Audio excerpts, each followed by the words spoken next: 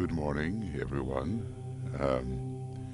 This is Michael, and I'm substituting here for Tuija, who is at our meditation center. And today we're working again with the destiny of the nations, with the soul of nations. We're living in a time when friction is prevailing in the field of health, in the field of psychology. There is a general cleansing going on, and it's all preparatory to the great conclave of 2025, when very important decisions are going to be made regarding the actual beginning of the process of the externalization of the hierarchy, leading at length, who is to say when, but probably we're still a century away from it, leading to the reappearance of the Christ. The time when the great Lord comes is not set in terms of years. Certain conditions have to be met by humanity, and a certain measure of peace has to be met, so that his coming does not create a huge disturbance which would be difficult for humanity to handle. Well, I'd like to continue reading just a little bit from the destiny of the nations. And this is a wonderful little book. It doesn't deal with all the many nations which have appeared since the time of its writing, but with some of those fairly long established nations and the ones that are larger and are playing perhaps a greater role on the stage of humanity's present possible progress. So let's look at this. We've been dealing with the United States, and we've been talking about the shift eventually towards New York as a capital city. When that would be, we don't know. The soul of the nation is ruled by Aquarius, with its rulers, which are considered secondary but important, Uranus, Jupiter, and the Moon, and he's going to describe a little bit about that below. And its conflicted personality, very conflicted at the moment, ruled by Mercury, Venus, and Earth. We give the planets here from the exoteric to the hierarchical, with the esoteric planet in the center. And the present capital, Washington, with the Cancerian connection, and its rulers largely the Moon and Neptune. The Moon doesn't really rule anything except for a thought form effect. It's really a triple Neptune, but the Moon certainly represents the past, and it is interesting that the first country to reach the Moon and take that past symbolically and actually into consideration was the United States. And Sagittarius is the personality ruler of the capital, Washington. Rulers are Jupiter, the Earth, and Mars. Now he'll deal with these as secondary issues. We have to also look at that planetary center which is New York, and it has a very strong Cancerian quality to it. And people from many different nations have come and at first established their almost isolated locales in that city. There were, sections, Germantown and Little Italy and Chinatown, and they brought their culture with them, and it remained within that great melting pot, New York. Now it's, I think, much more flexible, but at first they were like enclaves, with the old country coming to the new. Very importantly, the soul ray of the United States is the second, which aligns it with the energy of the great Lord, the Christ. And as we more and more move toward New York as the center of activity rather than Washington, this alliance with the Christ will become stronger and stronger. And it's there, of course, in New York City, really a planetary center, that the major headquarters of the United Nations is established. Geneva is very important too, a deeply esoteric second ray planetary center. And the personality ray, now largely in evidence, almost too largely in evidence at the moment, is the sixth ray of idealism and devotion. And couple that with the Geminian personality, and you certainly have a great conflict of ideals, and sometimes people are calling this a kind of culture war. It's really a war between those who maybe have more incarnational experience and those who have rather less such experience, and the values upheld by the different groups are very contrasting. So we've just seen some of the indirect influences, and here DK talks about them, and actually in so doing gives us a method even for interpreting the individual chart, the individual astrological chart. For instance, if we knew, well, we kind of know, we can say that for any one life, the rising sign represents the soul influence. Then we can look at the ruler of the rising sign, or the rulers, as carrying that indirect influence. And the same with the sun sign for the personality. There would be indirect influences coming from the rulers of the sun sign. I don't know what our analogy would be to the capital city. Maybe something about our vocation, something about our career, perhaps. That's not given. But the soul ray and personality ray are independent from the soul sign and personality sign, and they have definitely to be considered. So here we are, page 90. Indirect influences via the planetary rulers are many, and the rays conditioning this country are consequently many, owing to the mixture of races found there.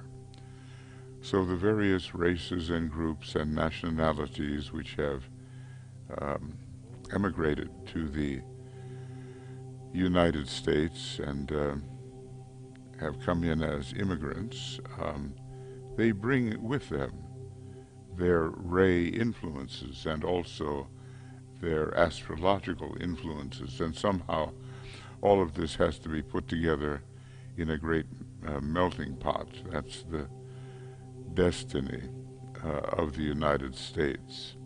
It's somewhat the destiny of the former Soviet Union and now the Russian Federation as well. So of these influences, he says, there are 11 and in all, for the Earth presents two aspects. I suppose one in relation to Gemini and one in relation to Sagittarius. It is the esoteric ruler of Sagittarius and the hierarchical ruler of Gemini, the personality sign, and the moon, which is found in relation to Aquarius, is veiling both Vulcan and Uranus, and in a way I'm surprised to see that Neptune is not considered to be veiled, because there's a lot of Neptune connected with the sign Cancer, which is the soul sign of the capital city, Washington. So let's take a look at what he says here. I realize this may require a little bit of astrology and rayology, and we'll be looking now and then at various other countries from the perspective of the time that this was written, and much of it has been maintained. So Ray 7 is coming through Uranus, which is it's really the major ruler of Aquarius. This influence is inherited from the Atlantean world, which still rules the territorial aspect of the United States. There he's mentioning it again. Elsewhere he has told us that the landmass, which is the United States, was the center of the old Atlantean continent. And that's very interesting, and he explains the states of mind that resulted. So the territorial aspect of the states, which is a remnant of old Atlantis, it is this that produces the many magical, spiritualistic, and occult groups which flourish today in the States. So Uranus is being considered to be here, indirectly, a planet of seventh ray magic. Its association with archetypes and new methods and new patterns is not so much emphasized in this indirect influence.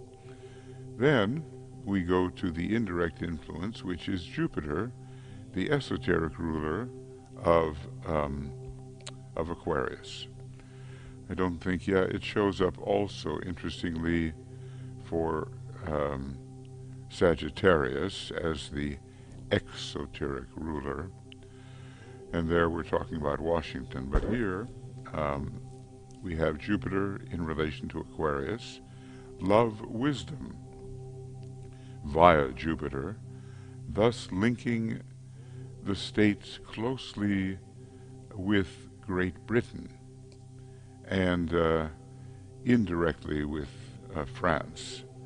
I suppose with Great Britain we have the second ray soul, and with France, the ruler of the Pisces soul is Jupiter at first, and then we have I think that would be the main one. Sometimes we hear that Leo, which rules the personality of France, is veiling, in the Orthodox sense, Jupiter.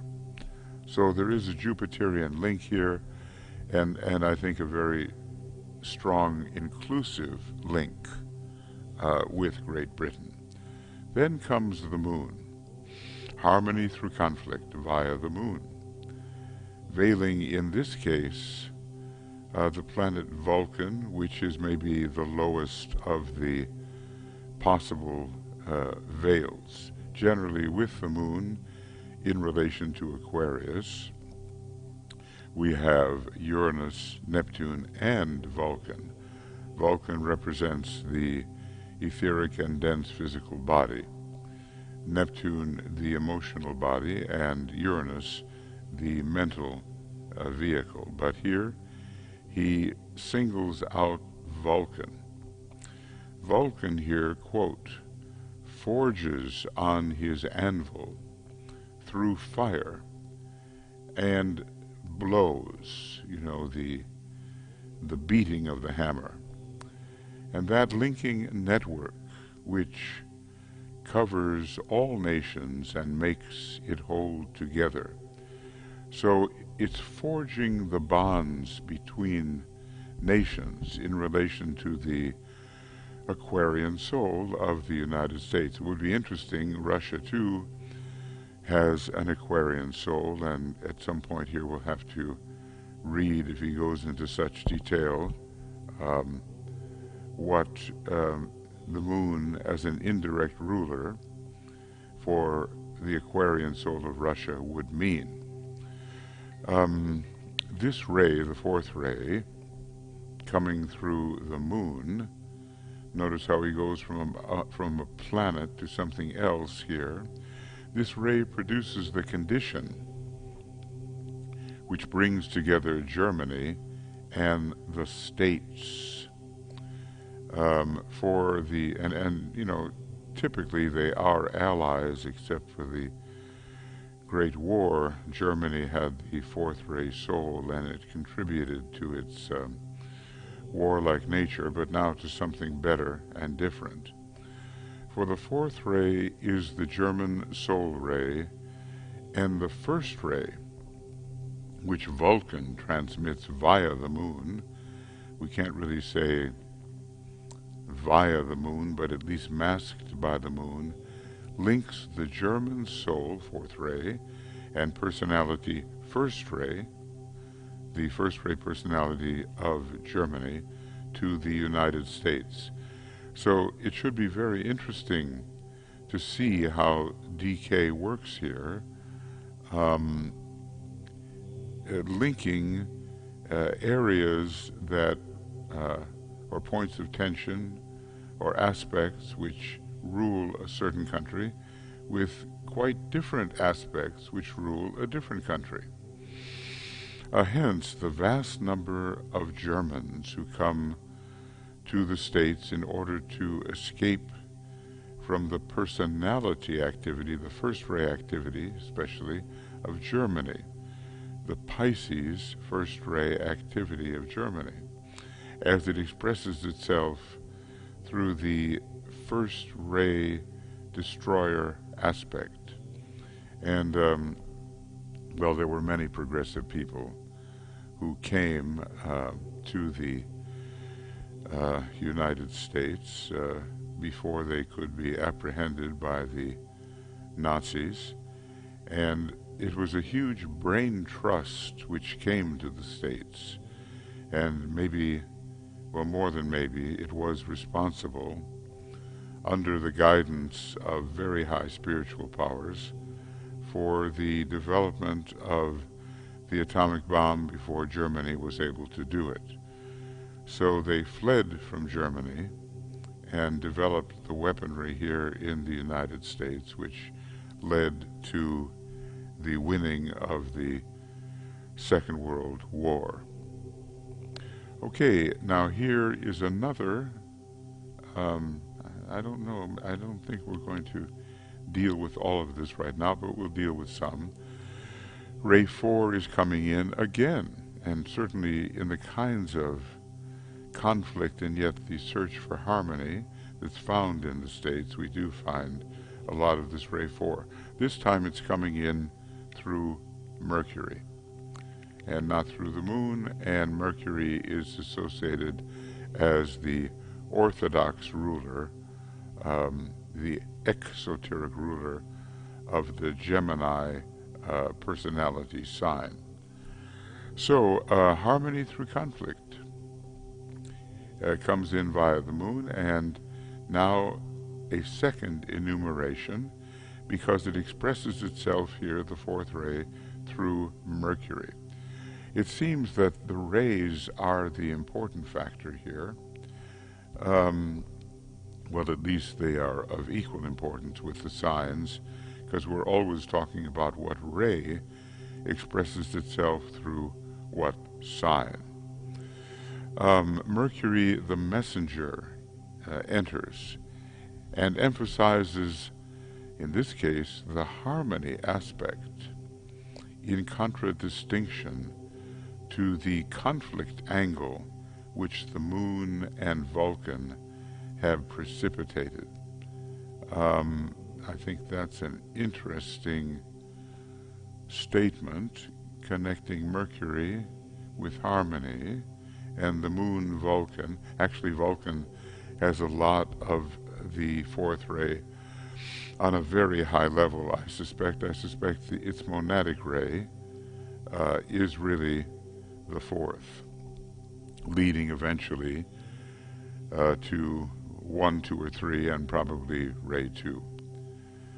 It is the moon-Vulcan relation which produces political conflict, which always rages in the states, even as it is raging now.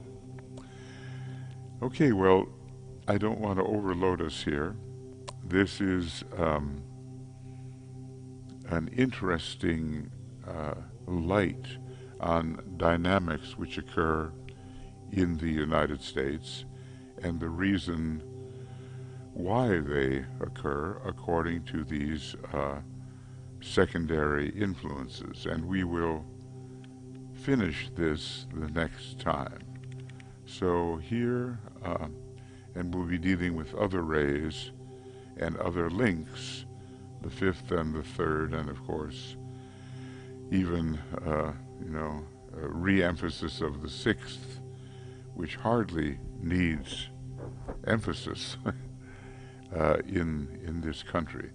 Still an adolescent country, we are told, but with great promise. And I have the sense that the suffering that will occur, as he says, fortunately for the soul of that great people, much suffering lies ahead. That's very close to the quote. That as a result of this suffering, the higher values that can be expected with growing maturity will emerge. It won't be so much my country, right or wrong, God, mother, and apple pie, as the statement goes. So here, let's put this down as ending on the 18th of July and beginning again on the 25th of July 2020. Okay.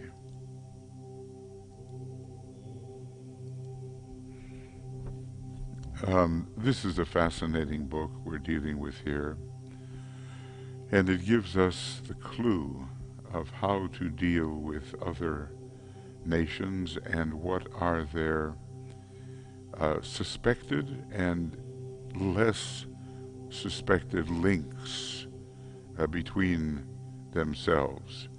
And I'm sure that a great network of linking lies just below the surface of our awareness, and we can come more and more into that. Now, there are so many nations that for which the ray is not given, but the soul sign with its three rulers and the personality sign with its three rulers, usually three, uh, are given. And so we can see many links accordingly. And we'll try to do that as we go along, spot checking various parts of this book, and maybe one time it will be possible to read through the entire book and make a commentary on it. Okay. So let's go back here now to the meditation.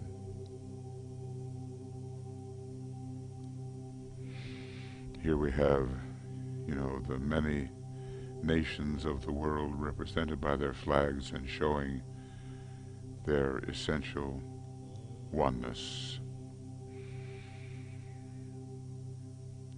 Let's think about our duties.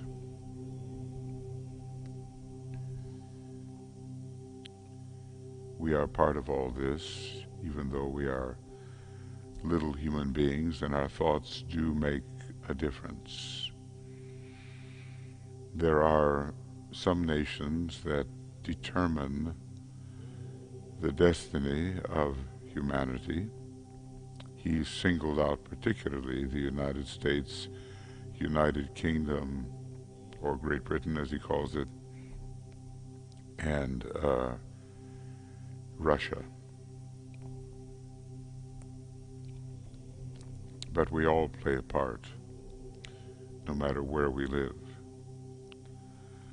So focus on your own soul and personality rays, and combine your rising sign, if you know it, and probably most of you do, with your hypothesized soul ray first. Let's look at those first. Your rising sign and your soul ray.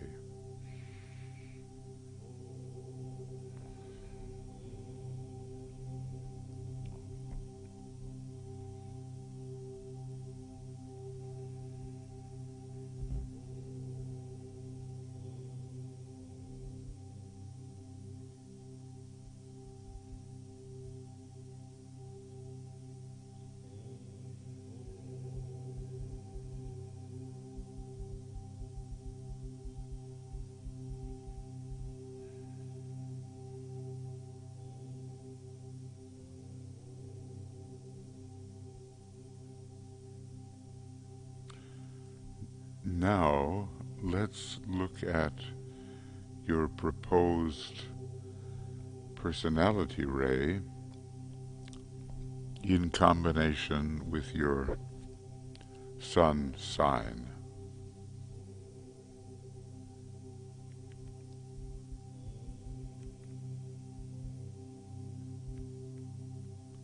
Because this will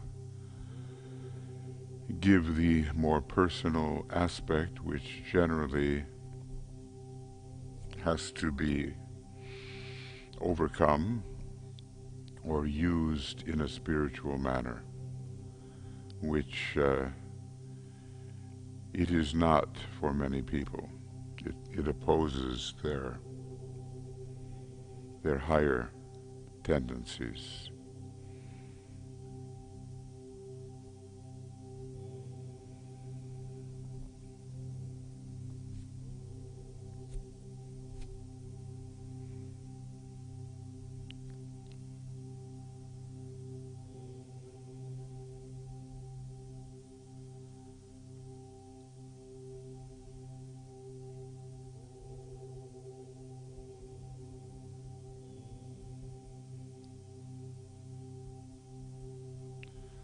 So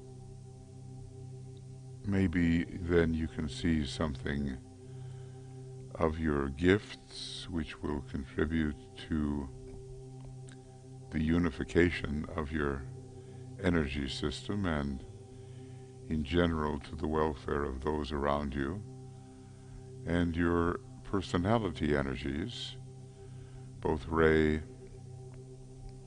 and astrological, which can be obstructive unless rendered as subrays or subsigns of the soul influences.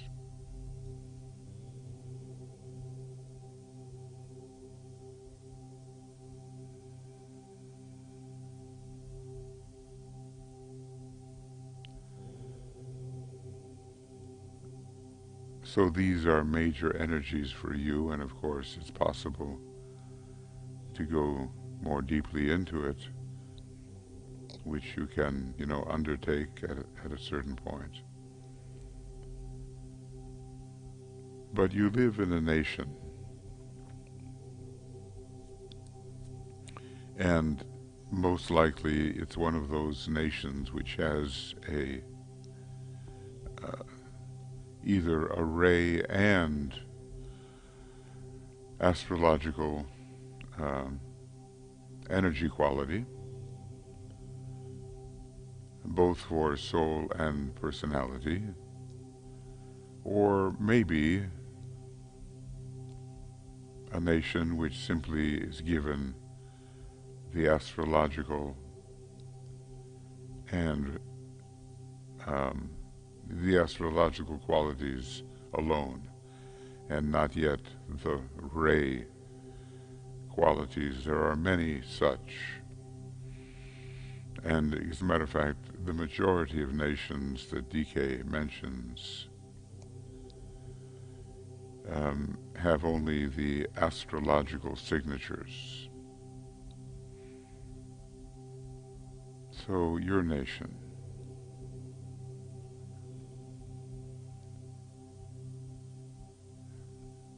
and to be a good esoteric citizen of your nation, you want to know how your higher energies link with the higher energies of your nation,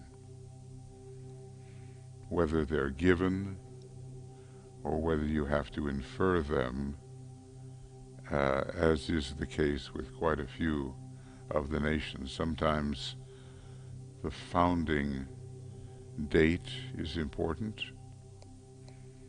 but in general one simply looks at the qualities of one's nations if there are no ray or astrological indicators, and says, what are the good things about my nation?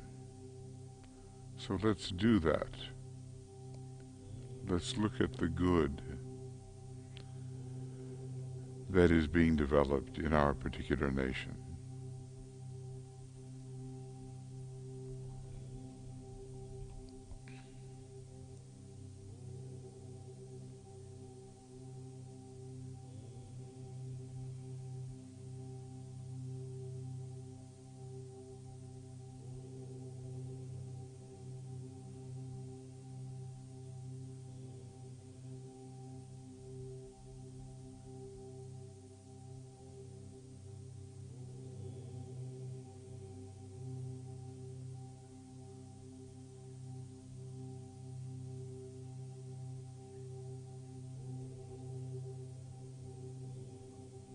And now, if you have an idea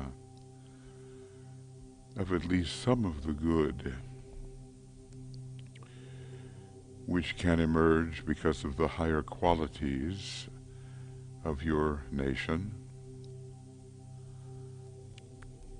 whether from the ray or astrological perspective, or simply because you have identified these good qualities, think about yourself in relation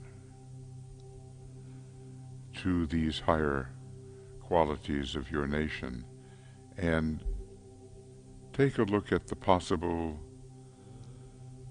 contribution you could make even, if quite inward and esoteric, it can be very powerful. What can you, being who you are with your soul qualities,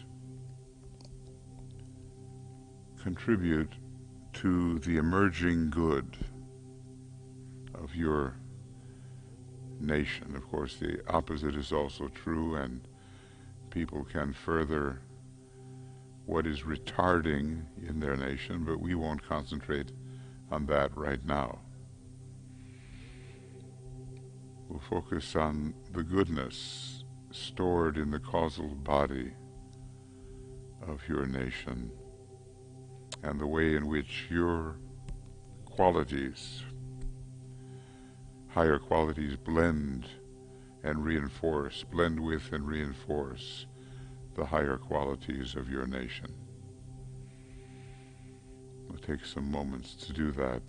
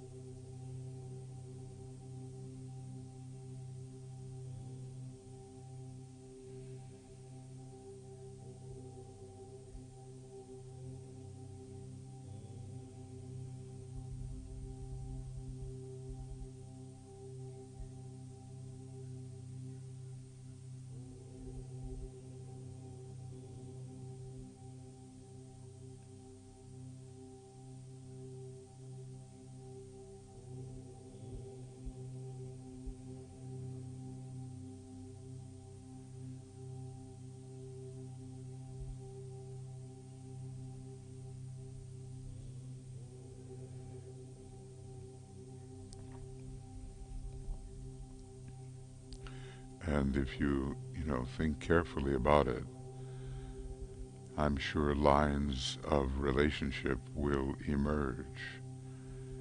It's something we will be pondering repeatedly, because according to our own soul success, i.e. our ability to express soul qualities individually and in our groups, so we will be feeding the development of the good within the causal body of our nation, and helping it to fulfill its soul destiny. Probably every nation has a motto. DK gave a number of them, but the nations themselves have devised mottos. We don't know whether they would be the same as the motto that hierarchy sees for them, but they are a place to start. So inwardly we give, we offer, we sacrifice our particular soul qualities to the welfare of our nation, and that is a form of esoteric patriotism. Think about that for a moment. Not just the conventional understanding of patriotism, love of country, but a form of true spiritual, esoteric patriotism.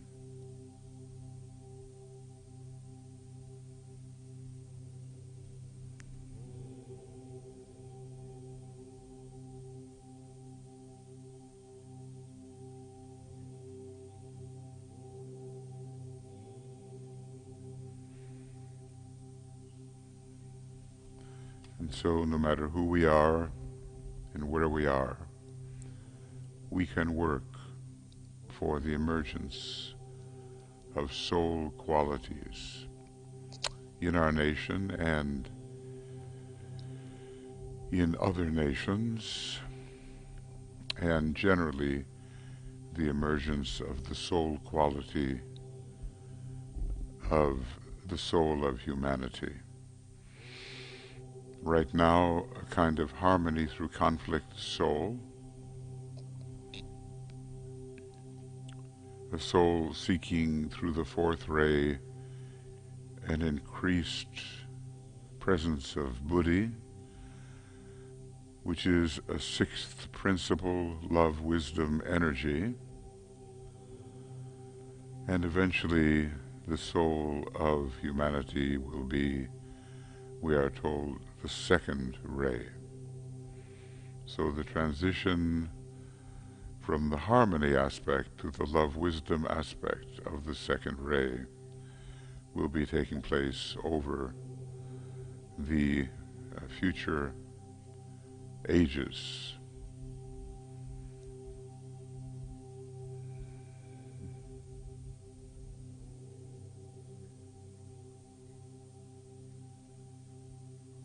And with the idea of the head of the hierarchy, the Christ, at the heart of this process now, there will be other bodhisattvas, of course, but he is officiating over such a powerful transition into the fifth kingdom. With that idea, we say the familiar mantra. I'll say it first and then you can say it. We have gathered in your name, Lord Maitreya. Be with us. And now we say together, we have gathered in your name, Lord Maitreya. Be with us.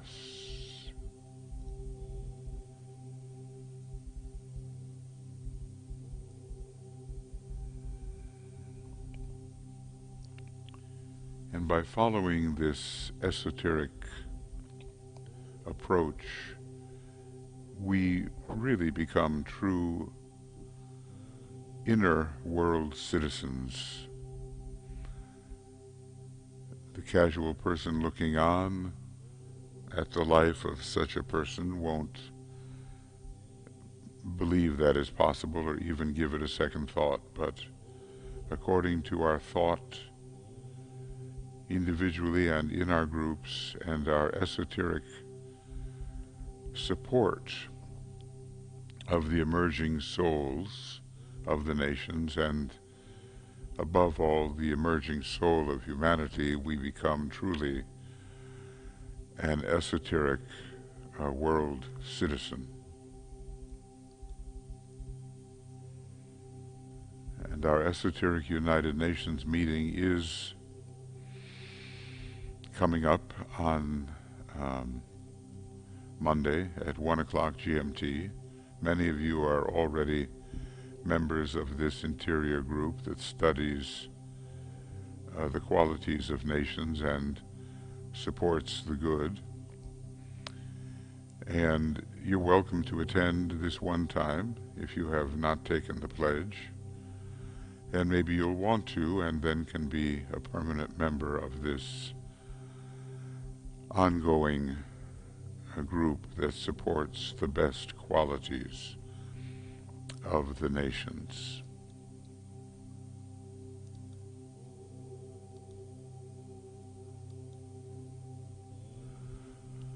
So now let us close our work with the great invocation, this great word of power,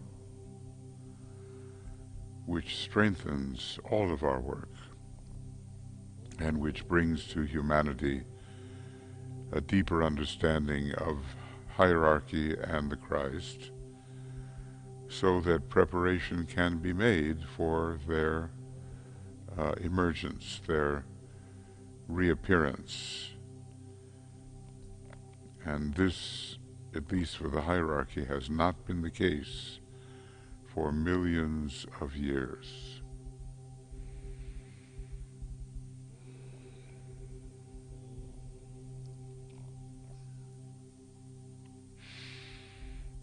From the point of light within the mind of God, let light stream forth into the minds of men.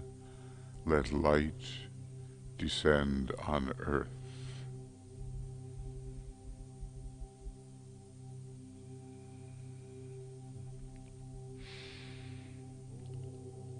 From the point of love within the heart of God, let love stream forth into the hearts of men. May Christ return to earth.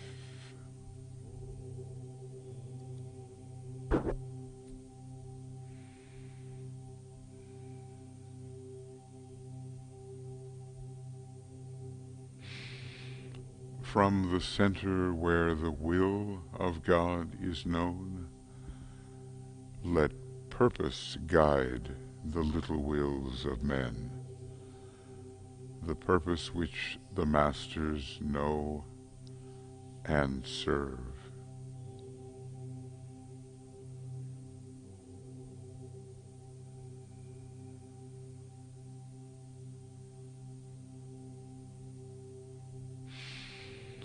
From the center which we call the race of men, let the plan of love and light work out, and may it seal the door where evil dwells.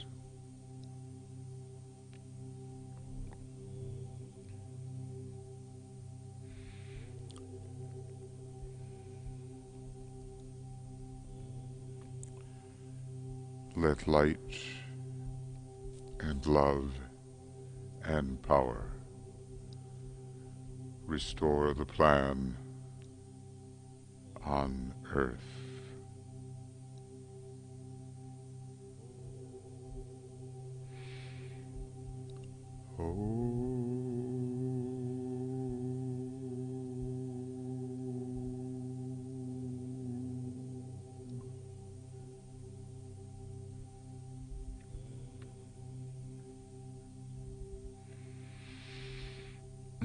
This is what we all work for, that light and love and power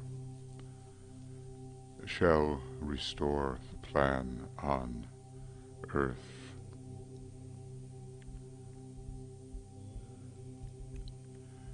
Thank you for attending this work.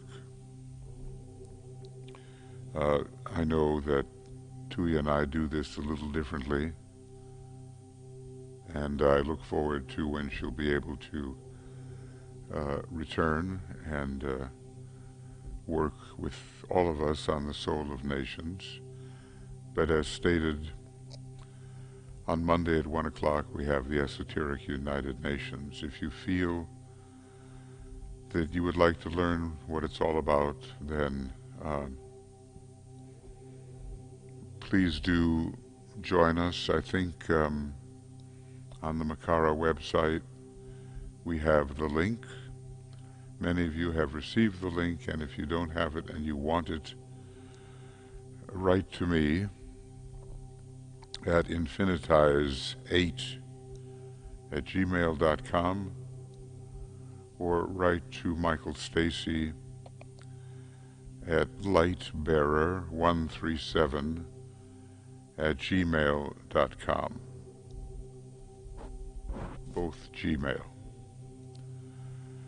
And we will welcome you, and you'll be able to gather what it is that we're doing together. So, lots of love and many blessings to you, and let us continue our inner work to support the desirable outer results.